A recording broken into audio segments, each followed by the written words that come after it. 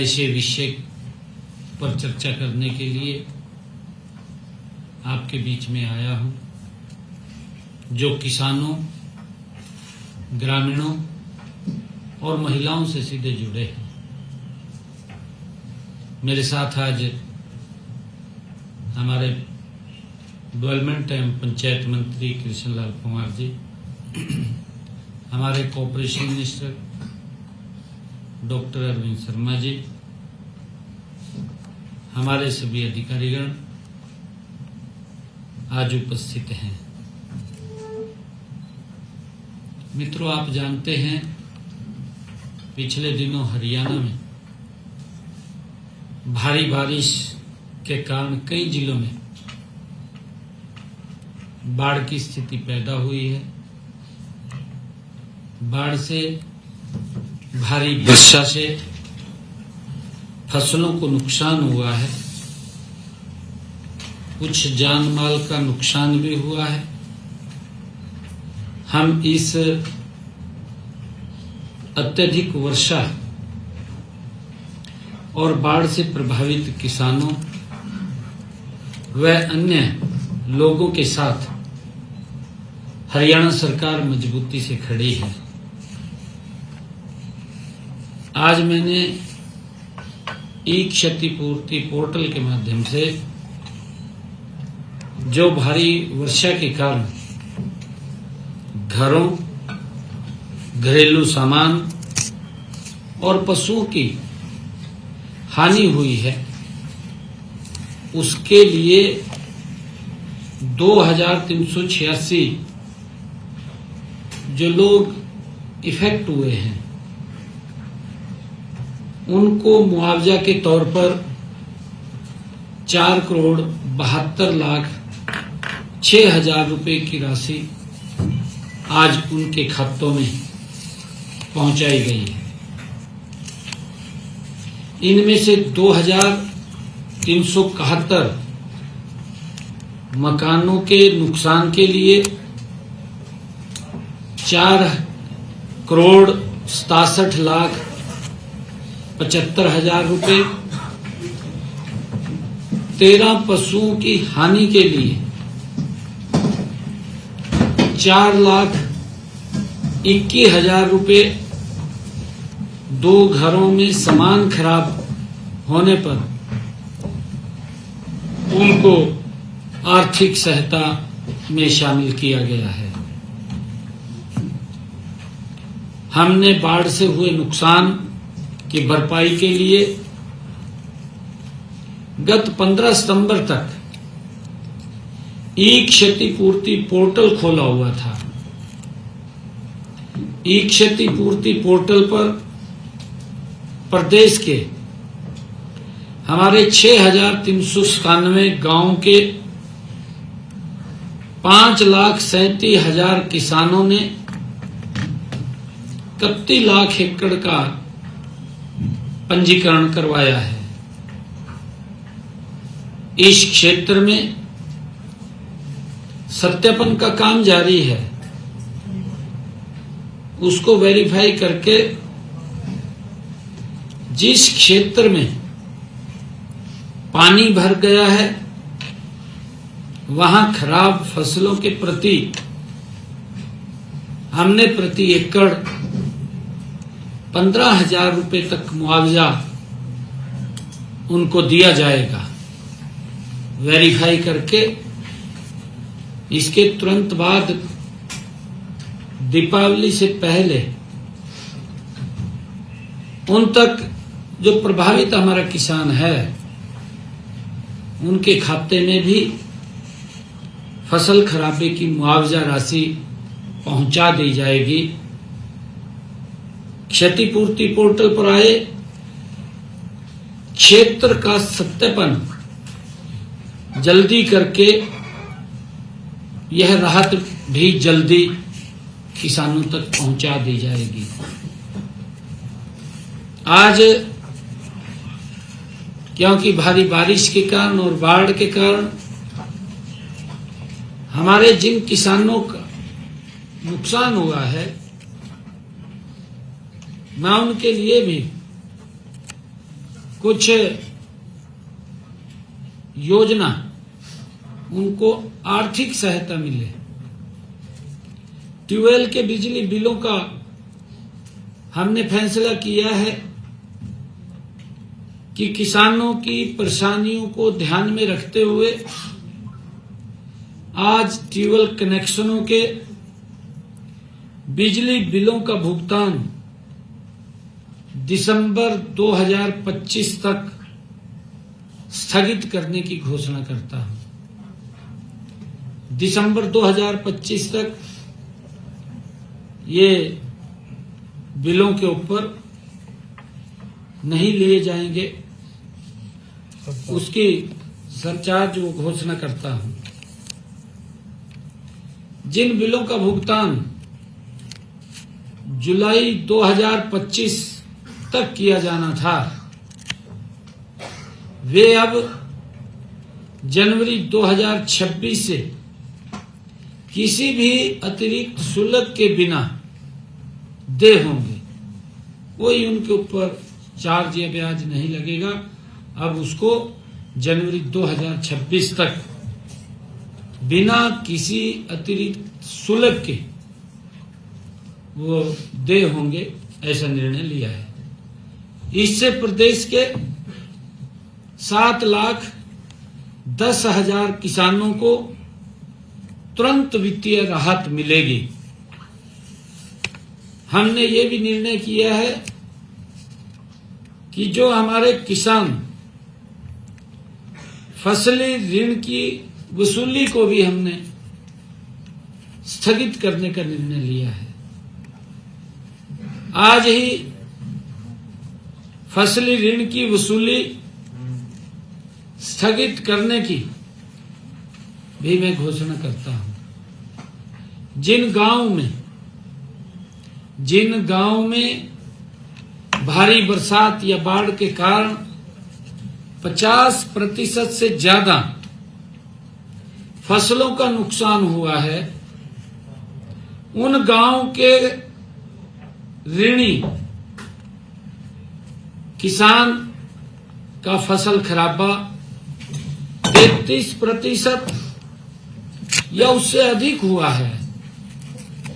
ऐसे गांव के किसानों द्वारा सहकारी समिति के लिए खरीफ के चालू फसली ऋण की वसूली स्थगित की जाती है। इन किसानों को रबी फसल के लिए फसली ऋण भी उपलब्ध करवाया जाएगा। ये नहीं है कि अगर उनको कोई ऋण अगला फसली ऋण लेना है तो ले भी सकेंगे। ऐसा नहीं है कि उसको हमने स्थगित किया है कि आगे ऋण नहीं देंगे।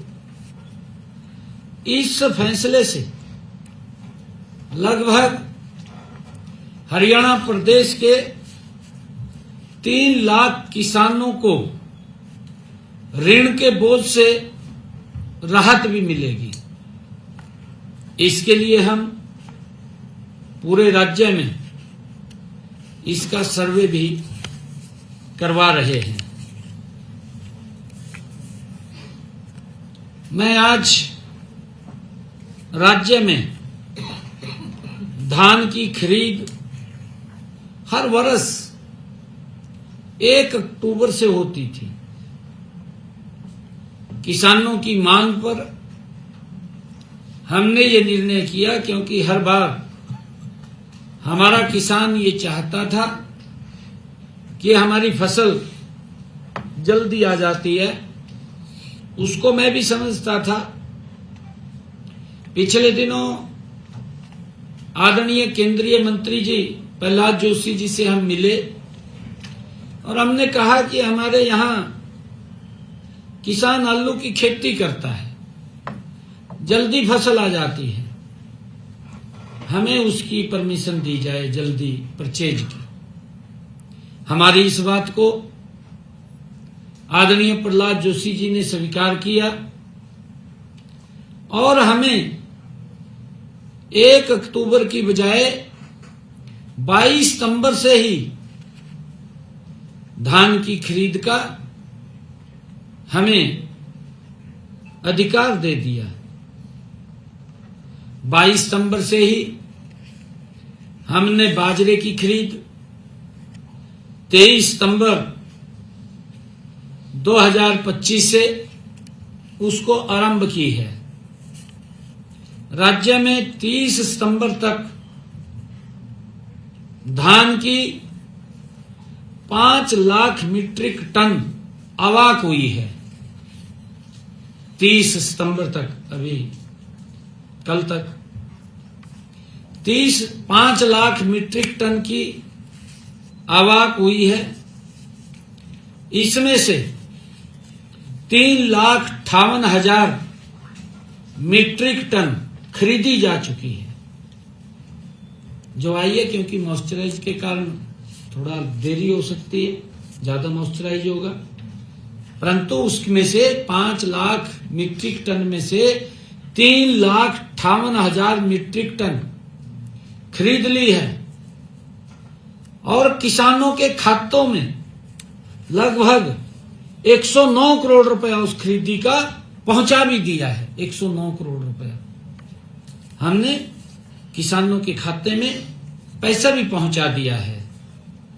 और इसी तरह 187.30 मीट्रिक टन बाजरा खरीद संस्थाओं द्वारा 4,970 मीट्रिक टन बाजरा व्यापारियों द्वारा खरीदा गया है।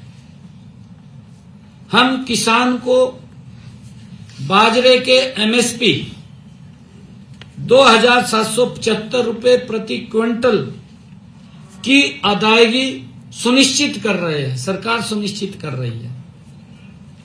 राज्य की खरीद संस्थाओं द्वारा जिस भाव से बाजरा खरीदा जा रहा है उससे शेष भरपाई हरियाणा सरकार कर रही है।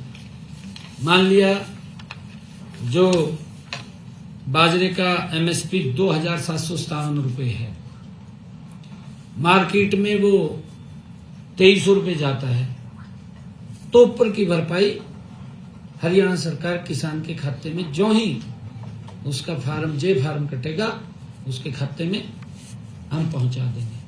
उसकी भरपाई करने का काम हरियाणा सरकार कर रही है। और यदि किसी किसान भाई का बाजरा किसी कारण, क्योंकि भारी बरसात हुई है, खराब होने की वजह से व्यापारियों द्वारा कम मूल्य पर खरीदा जाता है, तो उस स्थिति में भी हम किसानों को उस दिन की निर्धारित भावांतर दर की राशि का भुगतान करेंगे जिस दिन वो खरीदा जाता है।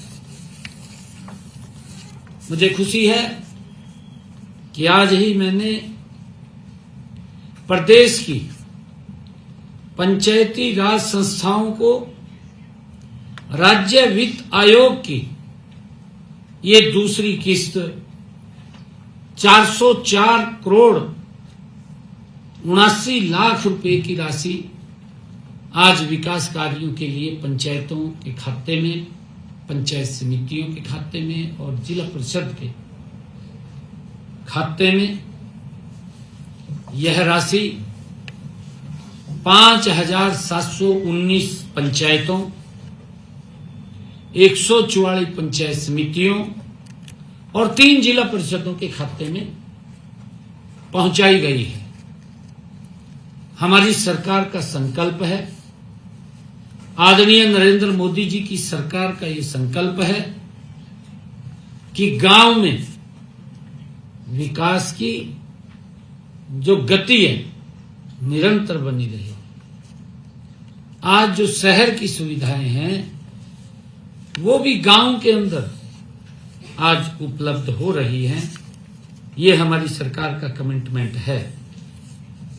मैं ये भी बताना चाहूंगा कि हमने पिछले 4 सालों में पंचायती राज संस्थाओं को पिछले 4 सालों में 3,700 करोड़ रुपए की राशि विकास कार्यों के लिए पहुंचाई है। इनमें से 3,300 करोड़ रुपए सीधे गांव के विकास कार्यों पर खर्च हुए हैं।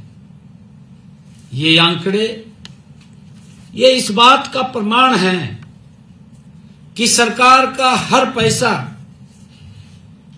गांव के लोगों का जीवन स्तर सुधारने में लग रहा है। ये इस बात का गारंटी है। हमने 73वें संविधान संशोधन की भावना को ध्यान में रखते हुए पंचायती राज संस्थाओं को अधिक अधिकार, अधिक संसाधन, अधिक जिम्मेवारी सौंपने का निर्णय किया है। हमारा मानना है कि स्थानीय स्तर पर निर्णय लेने की क्षमता जितनी मजबूत होगी, विकास का परिणाम उतना ही प्रभावी होगा। ये हमारा मानना है। मुझे आज बताते हुए,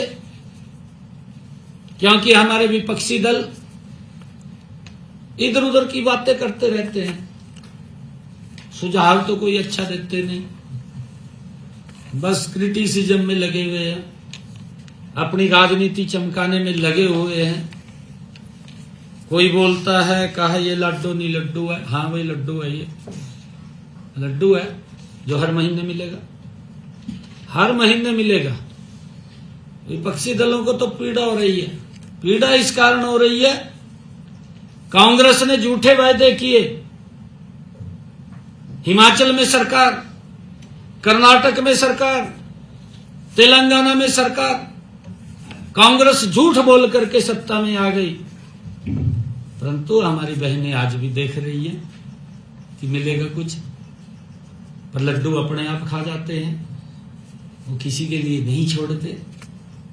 ये कांग्रेस के डीएनए के अंदर है, ये कांग्रेस के नेचर में है।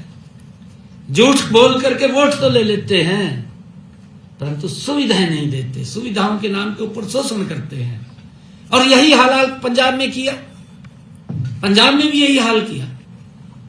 क्योंकि इसलिए किया, वो दोनों के दो इंडी गठबंधन के लोग हैं, एक थाली में बैठ करके भोजन करते हैं, अंदर बाहर लोगों को दिखाते हैं कि मैं इसका विरोधी हूं, मैं इसका विरोधी हूं, पर अंदर एक जगह बैठे हैं। एक जैसी सोच है, एक जैसी नीति है, एक जैसी नीयत है इन गठबंधन के लोगों की। ये कहां देंगे? ये तो वोट लेना जानते हैं, फिर उसमें से लोगों का शोषण करते हैं, तड़पते रहते हैं लोग। हिलकाने ने तो बड़ी वीडियो वायरल हो रही है, पंजाब के मुख्यमंत्री की ट्रोल की है लोगों ने, पंजाब के लोगों ने की है बहुत ज्यादा। वोट लेने के समय क्या क्या बोल रहा है, वो सब बातें पंजाब के लोगों के पास पहुंच रही है। परंतु एक कहावत मेरे याद आ रही है, कहें तो सुनाई दी है।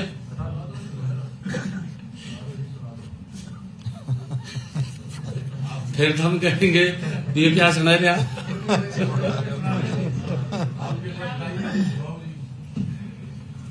एक व्यक्ति था, वो गया गंगा जी में स्नान किया, गंगा जी से प्रार्थना की कि मेरे को एक शंख दे दे, ऐसा शंख दे भी जो भी मैं कहूं वो आ जाए। उनने तपस्या करी, उनने शंख दे दिया, उनने कह दिया भी एक ही है और नहीं है, बाद में कहे जितना मांगेगा उतना दे देगा। वो लेकर चल दिया।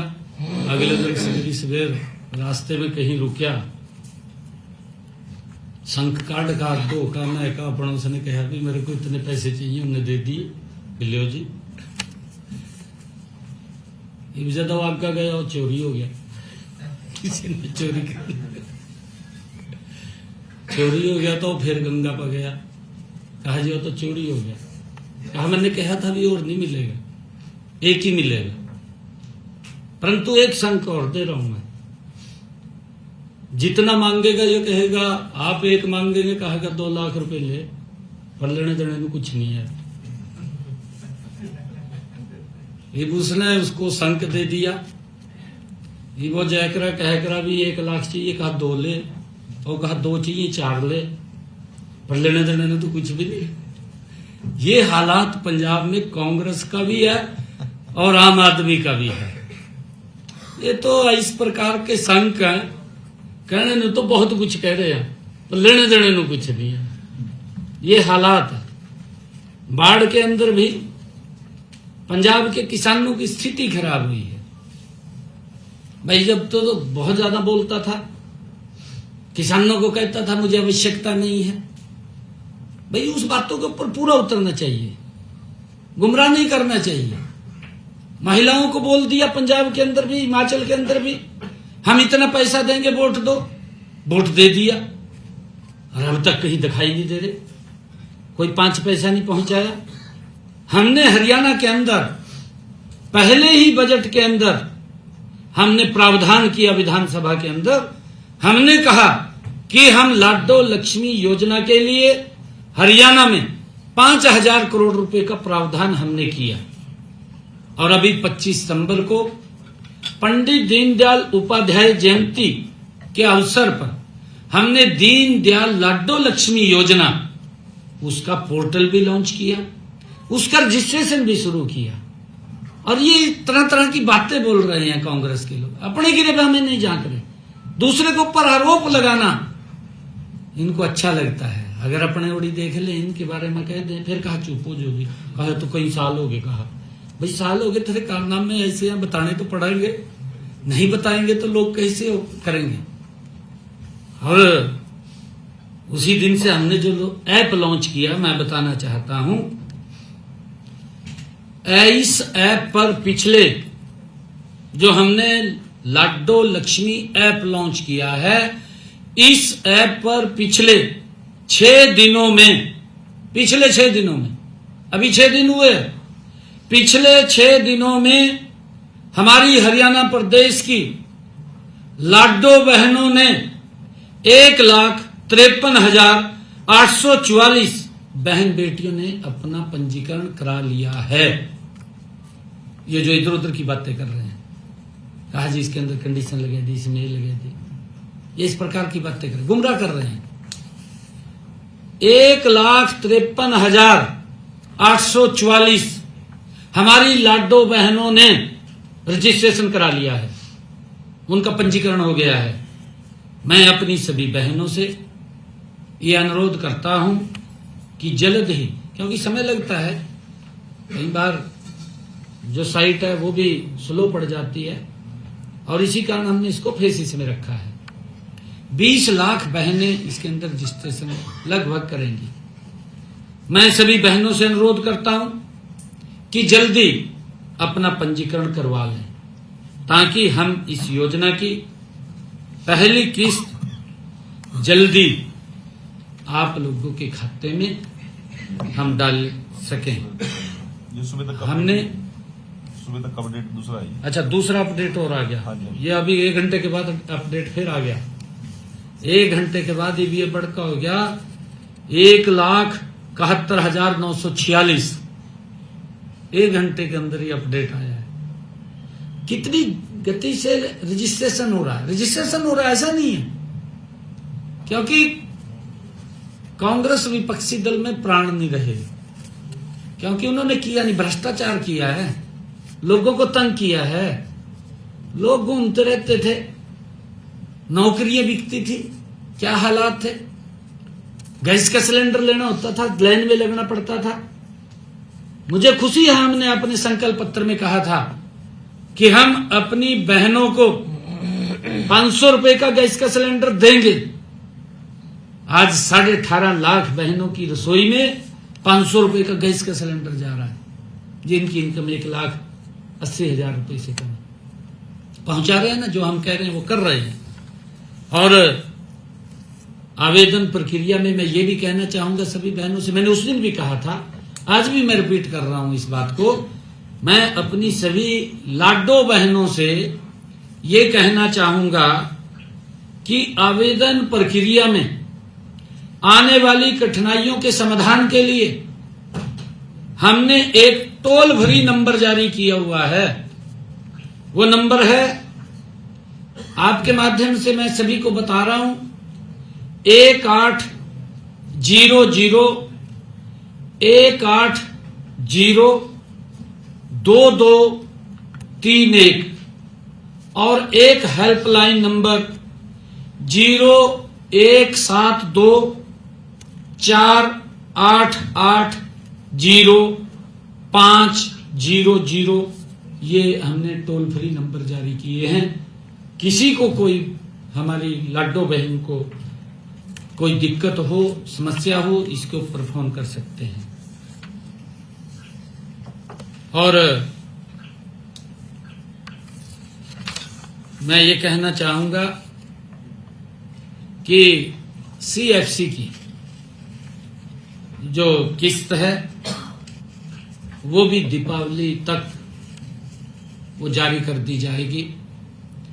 इन त्योहारों के पर्व पर मैं हरियाणा प्रदेश वासियों को और आप सब पत्रकार एवं छायाकार मित्रों को मैं बहुत बहुत बधाई और शुभकामनाएं देता हूं।